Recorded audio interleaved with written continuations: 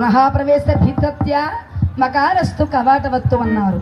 దీనికి అర్థం ఏమిటయ్యా అంటే రామ అనబడే మహామంత్రము నుండి రా అనే అక్షరం ఒక్కసారి అన్నట్లుగా అయితే మనలో ఉన్నటువంటి కామ క్రోధ లోభ మదమాశ్చర్యములు బయటికి వెళ్ళిపోతాయట.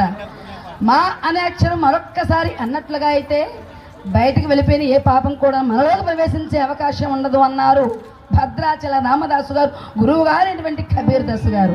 ఇక భద్రాచల రామదాసు గారు రామనామం గురించి రామమంత్రము నాకు తారక మంత్రంగా లభించిందయ్యా అని మరి గ్రామ గ్రామం కూడా భగవన్నామ సంకీర్తనాన్ని ఏ విధంగా చాటి చెప్పినటువంటి మహాభక్తాగ్రేసరుడు భద్రాచల రామదాసు గారు రామనామం గురించి ఈ విధంగా అన్నారండి.